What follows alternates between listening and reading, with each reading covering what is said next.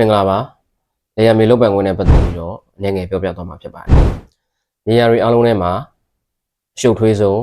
နားလည်ရအခက်ဆုံးပြဿနာအဖြစ်ပွားဆုံးကိုပြောပါဆိုရင်လေယာဉ်မြေလို့ပြောရမှာပဲဖြစ်ပါတယ်။ဒီလေယာဉ်မြေဆိုတဲ့စကားရဲ့အသုံးလုံးဝေါ်ဟာရတွေမှာလဲမြေ၊ရာမြေ၊ဥယျာဉ်မြေ၊ဓနိမြေ၊ကိုင်းကျွန်းမြေနဲ့တောင်ယာမြေဆိုပြီးတော့ပါဝင်မှာဖြစ်ပါတယ်။ဒီမြေမျိုးစားတွေအားလုံးကိုပေါင်းပြီးတော့လေယာဉ်မြေလို့ခေါ်တာဖြစ်ပါတယ်။နောက်တစ်ခုကတော့လေယာဉ်မြေလုတ်ပိုင်ခွင့်ပါ။လေယာဉ်မြေလုတ်ပိုင်ခွင့်ဆိုတာ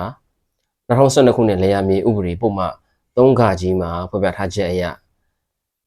မြေယာတွေအလုံးရဲ့ပင်ပိုင်ရှင်ဟာနိုင်ငံတော်ပဲဖြစ်တယ်ဆိုပြီးတော့ဖော်ပြထားတာရှိပါတယ်။ဒီအချက်ကိုကြည်ကျင်အဖြစ်လေယာဉ်မြေကိုဘယ်သူပိုင်တာလဲမိလာခဲ့မယ်ဆိုရင်လေယာဉ်မြေကိုနိုင်ငံတော်ကပဲပိုင်တယ်လို့ပဲဖြေကြားရမှာပဲဖြစ်ပါတယ်။လေယာဉ်မြေလုပ်ပိုင်ခွင့်ပြုတယ်ဆိုတာဒီနိုင်ငံပိုင်လေယာဉ်မြေတွေကိုစိုက်ပျိုးထုတ်လုပ်မှုတိုးတက်မြင့်မားစေဖို့အတွက်ဥပဒေတွေပြဋ္ဌာန်းပြီးတော့စိုက်ပျိုးလုပ်ပိုင်အသုံးချခွင့်ပြုတာကိုခေါ်တာဖြစ်ပါတယ်။ဒီစိုက်ပျိုးလုပ်ပိုင်အသုံးချခွင့်ပြုတာကိုပဲလေယာဉ်မြေလုပ်ပိုင်ခွင့်ပြုလက်မှတ်ပုံစံကိုထုတ်ပေးရလို့ခေါ်တာဖြစ်ပါတယ်။တနည်းအားဖြင့်လေယာဉ်မြေပုံစံခွန်ဆိုတာလက်ဝယ်ထားပိုင်ခွင့်နဲ့စိုက်ပျိုးလုပ်ပိုင်ခွင့်ကိုပဲပေးတာဖြစ်ပြီးတော့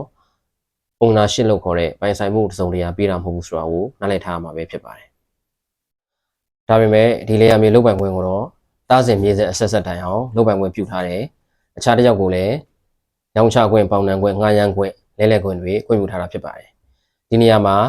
လေယာဉ်မြေကိုရောင်းခွင့်ဝယ်ခွင့်ပြုထားတယ်ဆိုတာဒီလေမြေပစ္စည်းကြီးကို property ကြီးကိုရောင်းခွင့်ဝယ်ခွင့်ကိုခွင့်ပြုထားတာမဟုတ်ဘဲနဲ့ဒီလေယာဉ်မြေပေါ်ကနေပြီးတော့ရရှိထားတဲ့လေယာဉ်မြေလုပ်ပိုင်ခွင့်ကိုသာရောင်းခွင့်ဝယ်ခွင့်ငှားရမ်းခွင့်လဲခွင့်တွေခွင့်ပြုထားတာဖြစ်ပါတယ်။ဒီအချက်တွေကတော့လေယာဉ်မြေလုပ်ပိုင်ခွင့်နဲ့ပတ်သက်ပြီးတော့တည်ထားတဲ့အခြေခံအချက်တွေသာဖြစ်ပါတယ်။အားလုံးကိုကျေးဇူးတင်ပါတယ်